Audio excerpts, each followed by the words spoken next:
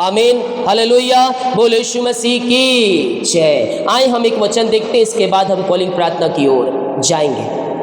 व्यवस्था विवरण 28 अध्याय के उसके पहले वचन से हम देखते हैं तो यहाँ पास हम पाते हैं आशीष वचन। हर एक जीवन में हर एक भाई बहनों को आशीष चाहिए। किसी को नौकरी की आशीष, किसी को चंगाई की आशीष, किसी को घर की आशीष, किसी को बच्चे की आशीष, किसी को सुख शांति की आशीष। तो आशीष हमारे जीवन में बहुत ही जरूरी है और यीशु मसीह ने हमें आशीष के वारिस होने के लिए बुलाया गया है। हालेलुया। यीशु ने कहा है मैं तुम्हें आशीष के वारिस होने के लिए बुलाया हूं। तो हम एक आशीषित व्यक्ति है, लेकिन उस आशीष को हमें प्राप्त करने के लिए प्रभु के पीछे चलना होगा, उसके वचन को थामे रहना होगा, उसकी आज्ञाओं पे हमें चलना होगा। आशीष पाना है तो प्रभु के पीछे चलना होगा, चंगाई पाना है तो प्रभु के पीछे चलना होगा। हालेलुया। और उसे प्रसन्न करना होगा। हम एक मनुष्य को प्रसन्न कर सकते हैं, वो हमसे नफरत करता है या गुस्सा है या फिर कोई बातें हैं और हमसे वह मन मुटाव है, तो हम उसके साथ जाकर मेल मिलाप कर सकते हैं, उसके गुस्से को हम शांत कर सकते हैं और क्या कर सकते हैं, अपना हम प्रेम उसके सामने प्रकट कर सकते हैं। लेकिन यीशु के सामने अपना प्रेम हम कैसे प्रकट करें कि प्रभु मैं आपसे प्रेम करता हूँ? कैसे बताएंगे, कैसे जाहिर करेंगे कि प्रभु मैं आपसे बहुत प्रेम करता हूँ? यीशु मसीह ने हमसे प्रेम किया, इसलिए अपने इकलौता पुत्र, परमेश्वर हमसे इतना प्रेम किया कि अपने इकलौता पुत्र दे दिया और वह पुत्र हमसे इतना मोहब्बत करता है, इतना मोहब्बत करता है कि अपना अंतिम रक्त को कलवरी क्रूस पर बहा दिया। लेकिन हम उससे प्रेम करते हैं, ये कैसे बताएंगे? यीशु मसीह ने कहा है जो मुझसे प्रेम करेगा, जो मुझसे प्रेम करेगा मेरी आज्ञाओं को वह मानेगा।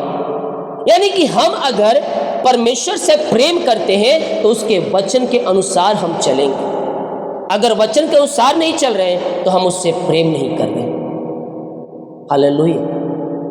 यीशु मसीह सब कहा है प्रेम मुझसे करते हो तो ये कैसे जताओगे? उसने कहा है मुझसे प्रेम करने वाले व्यक्ति मेरे वचन के पीछे चलेंगे, मेरी आज्ञाओं पे चलेंगे। व्यवस्था विवरण 28 अध्याय के उसके पहले वचन, यदि तुम अपने परमेश्वर यहोवा की सब आज्ञाएं जो मैं आज तुमसे सुनाता हूँ चौकसी से पूरी करने को चित्त लगाकर उसकी सुनो तो वह तुझे पृथ्वी की सब जातियों में श्रेष्ठ करेगा। फिर अपने परमेश्वर यहोवा की सुनने कान वे सब आशीर्वाद तुझ पर पूरे होंगे। परमेश्वर की आज्ञाओं को मानने के कारण उस सारी आशीषें तुम पर वह पूरी होगी। जीवन यापन करने के लिए जो वस्तुएं इस पृथ्वी पर आपको चाहिए परमेश्वर देने के लिए तैयार है। शर्त यह है कि उसके पीछे हमें चलना है। धन्य हो तुम नगर में, धन्य हो तुम खेत में, धन्य हो तेरी संतान, धन्य हो तेरी भूमि की उपज और गाय भेड़ बकरी आदि पशु के बच्चे। हालेलुया। परमेश्वर हमें धन्य करने के लिए तैयार है, हमारी कटौती को भरने के लिए तैयार है, हमारे खत्तों को भरने के लिए तैयार है। हमारे खलिहान तो नहीं आजकल किसी के पास होगा, जो गांव में होंगे वो खलिहान उनके पास होगा। खलिहान किसको बोलते हैं बहुत से लोगों को पता भी नहीं होगा। खलिहान उसे कहते हैं जो किसान खेत में धान रोपता है और कटनी करके उस धान को, उस फसल को जब कटनी करने का समय आता है तो बहुत से खेतों में उसका जो फसल है फैला रहता है, लेकिन उसके दौने के लिए उसको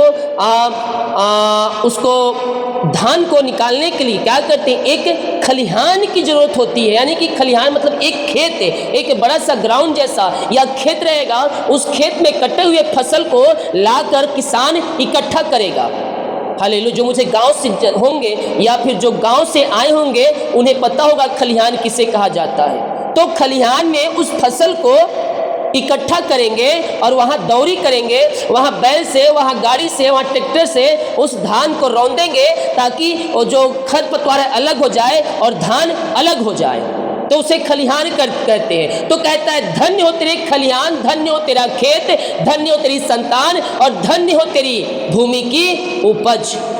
अब क्या धन्य हमारे चाहिए? सब कुछ तो धन्य हमें परमेश्वर ने करके दिया है, लेकिन हमें धन्य हम बन नहीं पा रहे हैं। कैसे नहीं बन पा रहे हैं? क्योंकि हम परमेश्वर के वचन से आज अलग होते जा रहे हैं।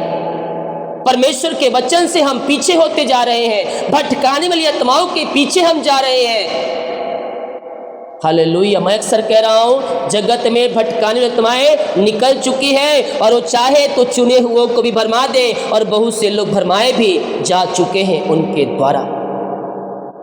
लेकिन हम नहीं भरमा पाएंगे, क्योंकि हम प्रभु के पीछे चल रहे हैं। हमारा निशाना केवल एक ही है, और वो निशाना यीशु मसीह है।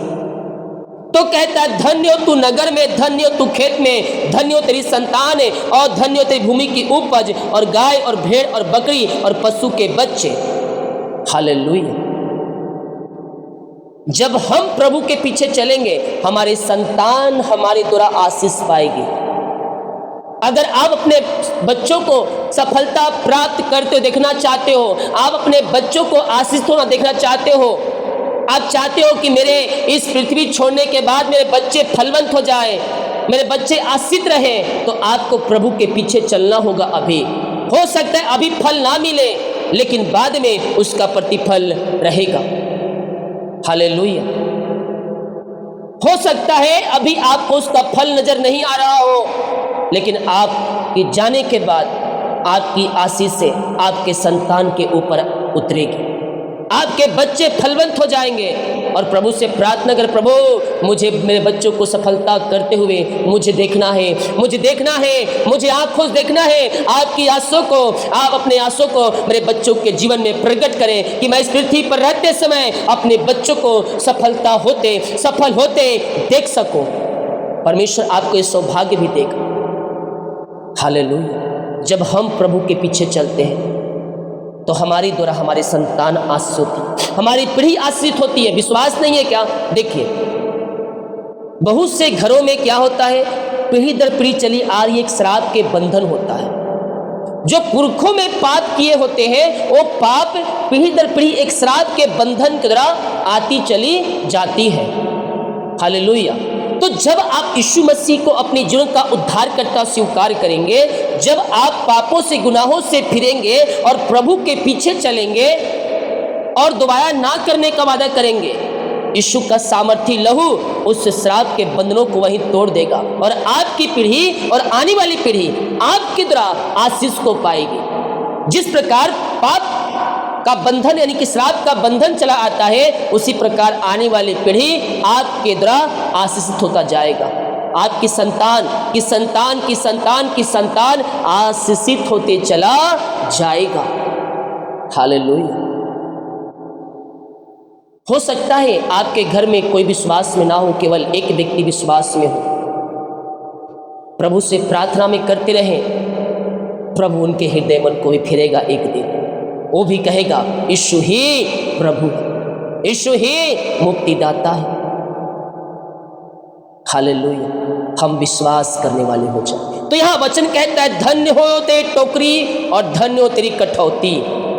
धन्य हो तेरी टोकरी। टोकरी तो सबको पता होगा, जो छोटा टोकरी होता है या फिर घर में कुछ बट होता है, टोकरी होता है। लेकिन कठौती किसको कहते हैं? हालेलुया। जिसमें धान इकट्ठा किया जाता है, शायद तक उसे कठौती कहते हैं। पुराने जमाने में लोग घर में एक नहीं, उसको कुछ कठौती दूसरे ही कुछ हो सकता है, ये बर्तन के समान ही हो, इसलिए धन्य, जिसमें धान या फिर चावल इकट्ठा किया जाता है। मेरे नाम याद नहीं आ रहा है, उसे क्या बोलते हैं, शायद कठौती बोलते हैं। जिसमें हम एक पुराने ज़माने में लोग क्या करते थे कि एक मट्टी का घर बनाते थे, घर रूम के अंदर, और उस रूम में जो रूम होता है, रूम के अंदर एक मट्टी का गोल सा एक बनाते हैं, और उसमें भूसा रखते हैं, उसमें चावल रखते हैं, उसमें धान को रखते हैं, ताकि वह साल भर वह चले। तो कहता है, धन्य हो तेरा खत्ता। आजकल वो सब नहीं मिलेगा। तो आगे क्या कहता है, धन्य हो तेरी संतान, धन्य हो तेरा खेत, और धन्य हो तेरी संतान, भूमि की उपज, भेड़ बकरियां, जो तू कार्य करता रहेगा उसमें परमेश्वर तुझे धन्य कहेगा। उसमें परमेश्वर तुझे धन्य करता चला जाएगा, यानी कि आशीषित करता चला जाएगा। तो जो आज काम कर रहा है, खेती लोग नहीं कर रहे हैं, जॉब कर रहे हैं, बिजनेस कर रहे हैं, हालेलुया, परमेश्वर उसमें तुझे फलवंत करते जाएगा, परमेश्वर उसमें तुझे आशीष करता चला जाएगा। धन्य होते टोकरी और धन्य होती कठौती। हालेलुया, परमेश्वर हमें इसमें आशीष देगा, हमारे कामों को सफल करेगा। आमीन बोल करें, इन शब्दों को रिसीव करें। परमेश्वर आपके जीवन में लागू करने जा रहा है, आपके संतान आशीष को पा रहे हैं। हालेलुया, अगर हम अपने बच्चों को आशीषित होना देखना चाहते हैं तो हम उसके वचन के पीछे चलने वाले हो जाएं, हम उसकी आज्ञाओं पे चलने वाले हो जाएं, उसके वचन पे हम मनन करने वाले हो जाएं। हमारे द्वारा हमारा परिवार आशीषित हो जाएगा। एक वचन और कहकर समाप्त करना चाहता हूँ। धन्य हो तू भीतर आते समय और धन्य हो तू बाहर जाते समय।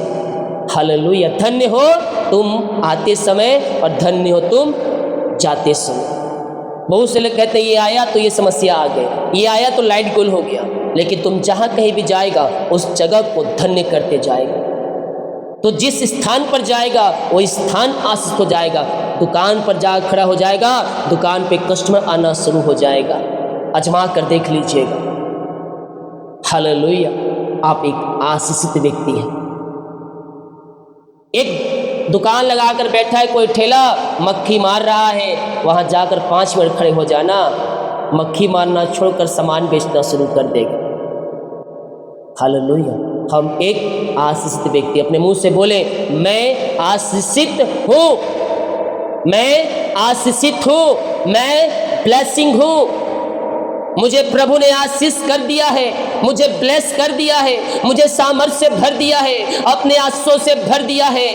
हम खाली समय में इन शब्दों को दोहराए, मैं एक आशीषित व्यक्ति हूँ। I am bless in the name of Jesus Christ. मैं यीशु के द्वारा आशीषित किया जा चुका हूँ, मैं यीशु के द्वारा आशीषित किया जा चुका हूँ। मैं एक ब्लेसिंग आदमी हूँ, मैं एक ब्लेसिंग हूँ, मैं एक ब्लेसिंग व्यक्ति हूँ। आशीषित परमेश्वर ने हमें करके दे दिया है और कहता है धन्य हो तू भीतर आते समय और धन्य हो तू बाहर जाते समय। प्रभु इन वचनों को द्वारा हम सबको आशीष प्रदान करें। पिताजी, हम धन्यवाद करते हैं आज के उपवास प्रार्थना के लिए, आज के समय के लिए पिता, कि आप पिता प्रार्थना करने में सहायता किया, वचन बोलने में सहायता किया। हम धन्यवाद करते हैं। और जितने भाई बहन लोग इस समय मुझे देख रहे हैं पिता, आशीष से इनके जीवन में उतर जाए, आशीष से इनके घर में उतर जाए, आपकी महिमा इनके जीवन में प्रकट हो जाए, इनके बंधन टूट जाए, इनके मार्ग खुल जाए और सारी चिंता परेशानियों से ये आजाद होकर आपकी ये महिमा करने वाले हो जाए। हर एक बोझों से ये आजाद हो जाए, हर एक परेशानियों से ये आजाद हो जाए पिता। इनके घरों में सुख और शांति आना शुरू हो जाए, ब्लेसिंग आना शुरू हो जाए, अद्भुत कार्य इनके जीवन में प्रकट होना शुरू हो जाए यीशु के नाम में। ओ रीमा रामा सिका राबा हुला राबा रिका राबा रिकम जयम। यीशु के नाम में, यीशु के नाम में ब्लेस हो जाए, यीशु के नाम में आशीष हो जाए, सारे बंधन टूट जाए, सारे मार्ग खुल जाए, अद्भुत कार्य इनके जीवन में प्रकट हो जाए। ओ रीमा रामा सिका राबा हुला राबा रिका राबा रिकम जयम। यीशु के नाम ये चंगे और ब्लेसिंग हो जाए। जितने लोग कमेंट बॉक्स में प्रार्थना रिक्वेस्ट डाल रहे हैं, इनके प्रार्थना स्वर्ग में गहन योग हो जाए पिता। आपने ब्लेस किया, आपने आज से दे दिया इन्हें, हम धन्यवाद करते हैं यीशु के नाम में। पिताजी आज से मांगते हैं, यीशु आज ग्रहण कर ले पिता, आमीन।